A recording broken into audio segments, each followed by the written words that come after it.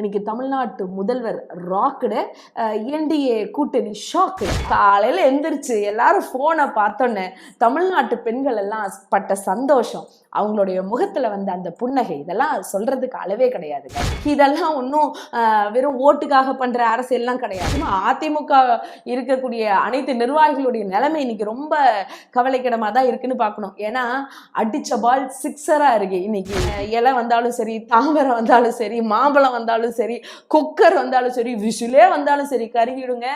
ஆனா சூரியன் மட்டும்தான் சுயமா நிற்கும். பூஸ்டர் சுகரை கண்ட்ரோல் பண்ணும், உங்க ஆரோக்கியத்தை மீட்டு தரும். சர்க்கரையை கட்டுப்படுத்துறதுக்கான எளிமையான வழிமுறை, இயற்கையான வழிமுறை அனைத்து மருந்து கடைகளிலும் கிடைக்கும். அனைவருக்கும் வணக்கங்க.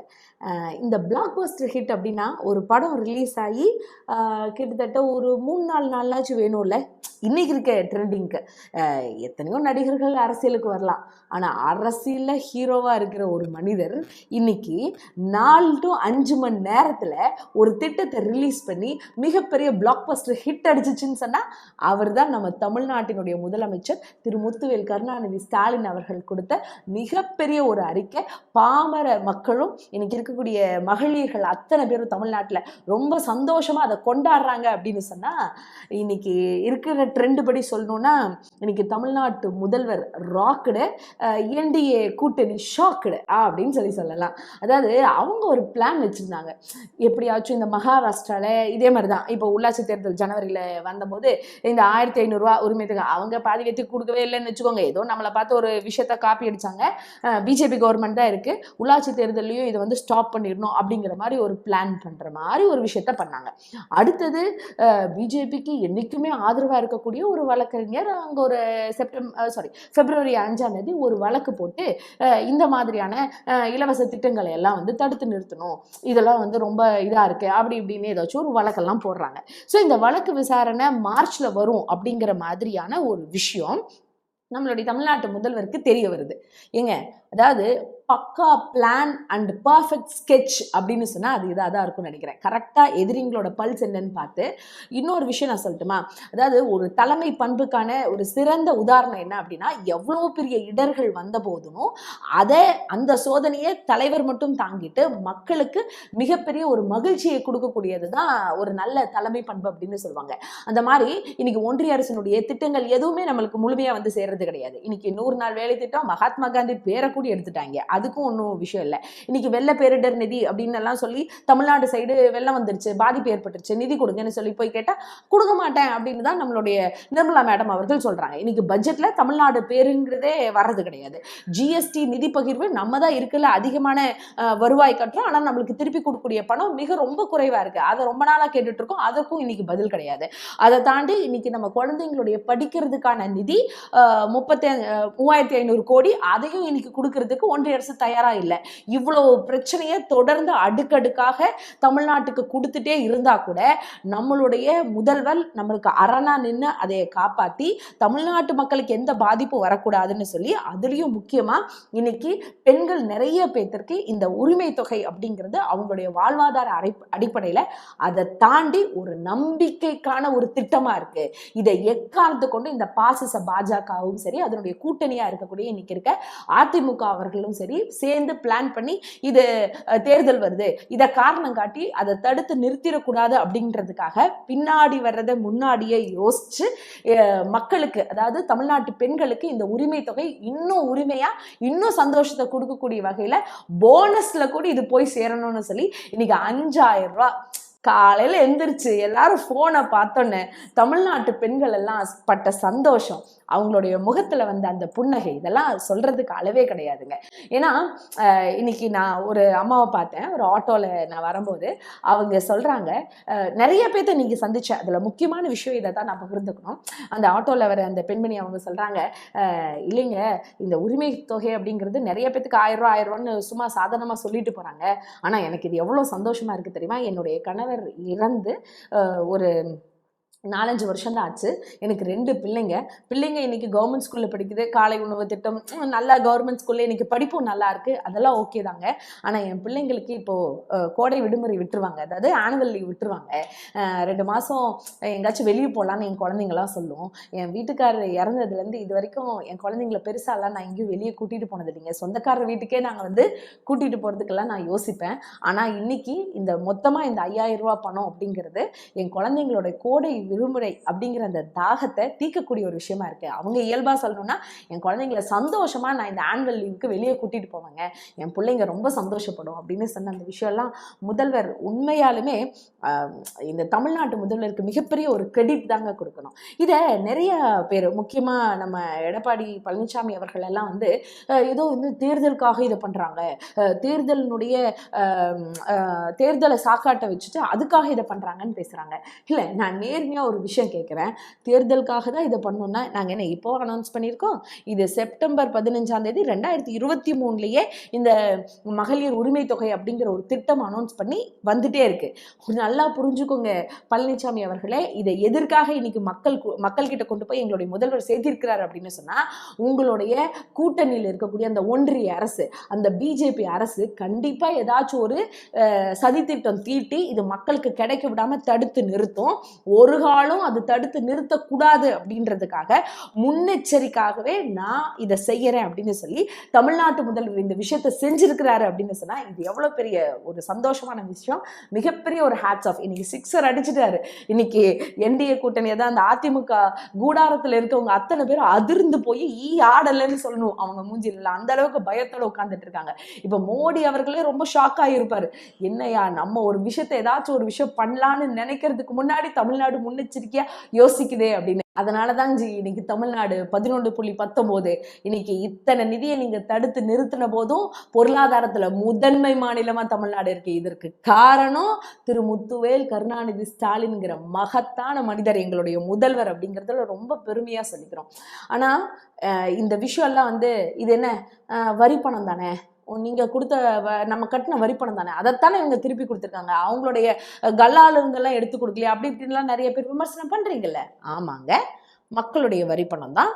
வந்த பணத்தை திருப்பி மக்கள்கிட்டயே சேர்த்தக்கூடிய அந்த மாண்பு திராவிட முன்னேற்ற கழகத்துக்கு தான் இருந்திருக்கு. இதுக்கு முன்னாடி இருந்த 10 வருஷம் இந்த அதிமுக பீரியட்ல இருந்துச்சான்லாம் தெரியல.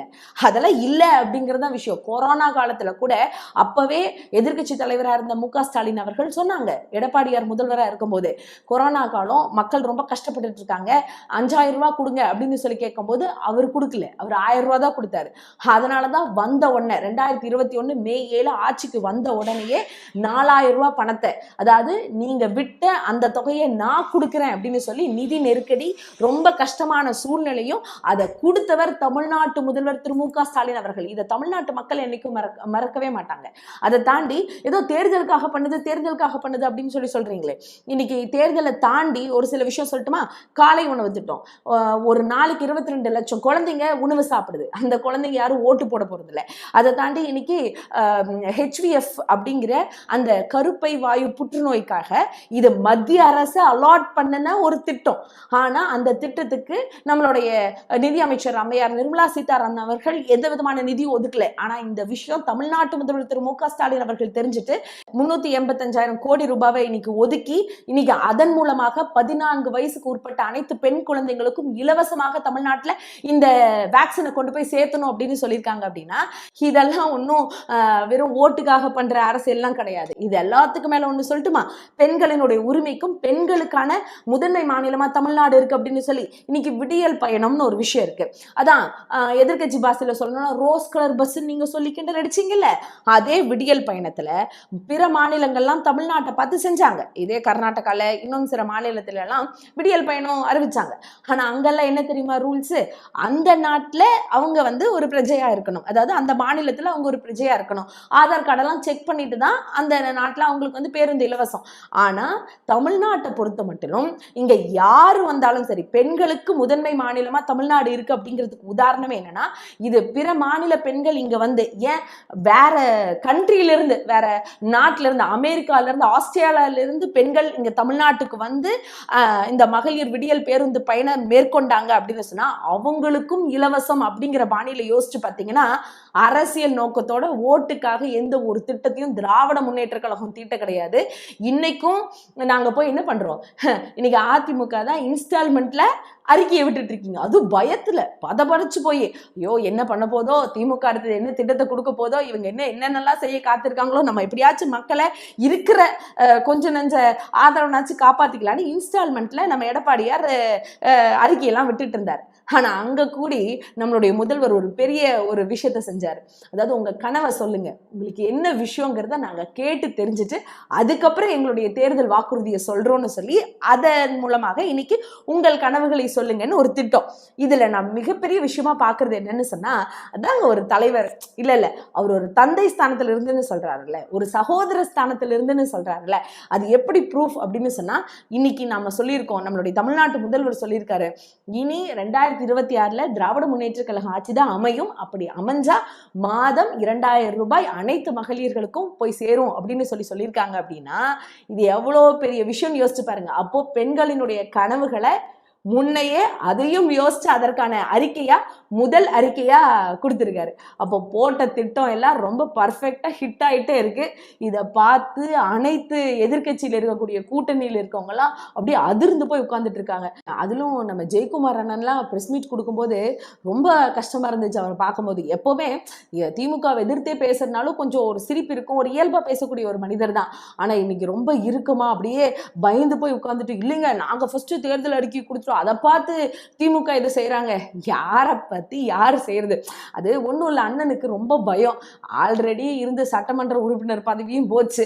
2021 இவங்களோட யார் கூட, பிஜேபியோட கூட்டணி வச்சதுனாலதான் இப்படி ஆயிப்போச்சுன்னு அவரே அவர் வாயால சொன்னாரு.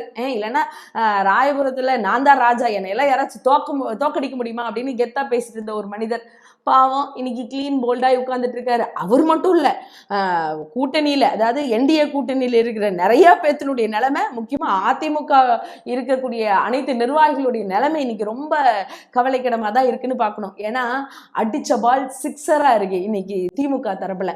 அதனால உண்மையா மக்களினுடைய பேராதரவை பெற்று இன்னைக்கு எண்ணற்ற திட்டங்களை அள்ளி அள்ளி கொடுத்து இன்னைக்கு ஒரு மக்களையும், அதாவது தமிழ்நாட்டில் பிறந்த குழந்தையிலிருந்து அவங்க வயதானவங்க வரைக்கும் எல்லாத்துக்கும் என்னென்ன திட்டம் போட்டால் அது சரியா இருக்கும் அப்படிங்கிறத ஒவ்வொரு நாளும் யோசிச்சு தன்னுடைய எங்களுடைய தமிழ்நாட்டு முதல்வர், அதாவது நம்மளுடைய தமிழ்நாட்டு முதல்வர் சொல்லும் போதே சொல்லுவாரு, கண் துஞ்சாது, எனக்கு தூக்கமே வர்றதில்லை, அந்த அளவுக்கு நான் உங்களை பத்தி யோசிச்சுட்டே இருக்கேன். உண்மைதான்.